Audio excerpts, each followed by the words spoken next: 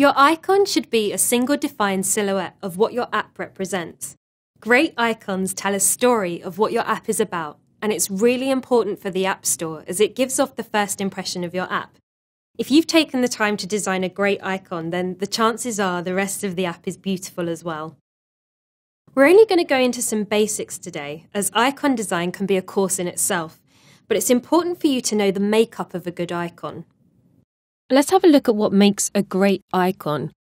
A great icon is defined as a single defined silhouette of what your app is about. The best icons keep it quite simple. So here are some examples of some great icon design. Obviously, Gowalla doesn't exist anymore, but once upon a time it was a great example of a single defined silhouette of what the app was about.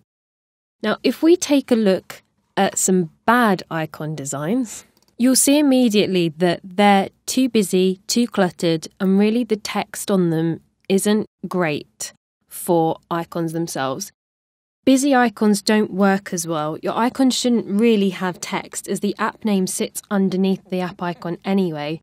Multiple imagery within an app icon also doesn't work that great, as you've only got a limited canvas to play with, and harsh gradients are not something that most people actually like on their screen, such as the one on the right-hand side.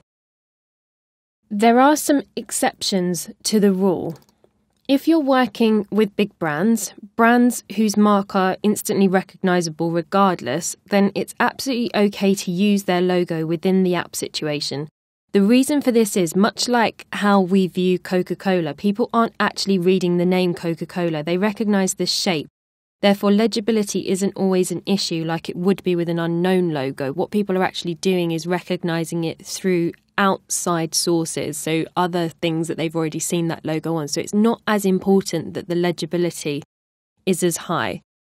So having a look at all of these side by side, hopefully you should be able to see instantly what makes a good icon and what doesn't. General rule of thumb is the simpler it can be and the larger the single defined silhouette within your icon is, the better the icon is that you will have at the end of the process.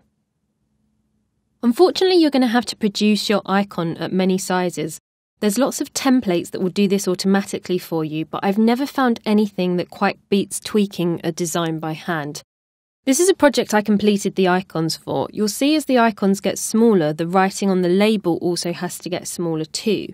Exporting these using an auto template, such as this one that's available online, there are many others available. What these do is they export your artwork into many different sizes that are needed for your app icons. So the app icons are needed at various different sizes. This automatically produces app artwork from one single icon. That's okay if you've got larger imagery such as the Apple logo, as you'll see here. If you've got something that's quite small and intricate like I had in my previous design here, you'll need to do the tweaking by hand.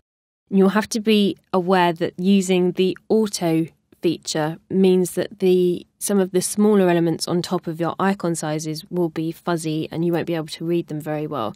So you have to hand tweak some of the icon sizes if you've got smaller elements on top of your icons.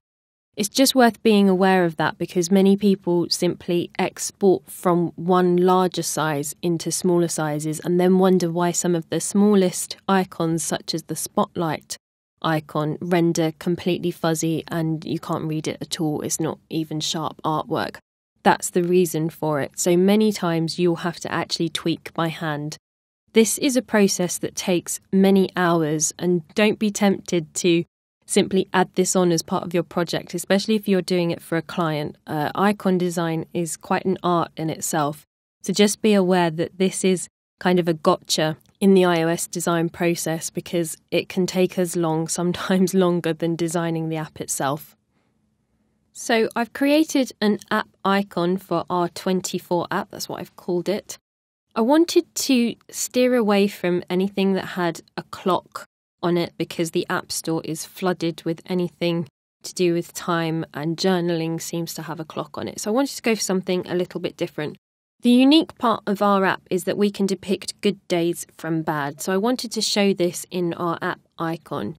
Going back to the reasoning behind good app icons, they should always have a clearly defined silhouette of what the app is and what makes the app different if possible.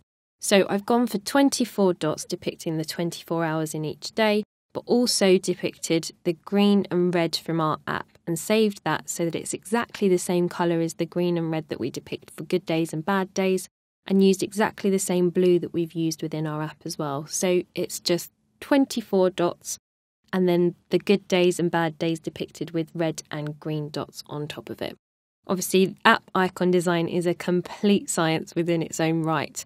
And although I really enjoy doing it, it's something that the process itself can take quite a while. So you might want to come up with your own app icon. I would love to see some of your designs on the forum, and I'll be happy to help you along the way.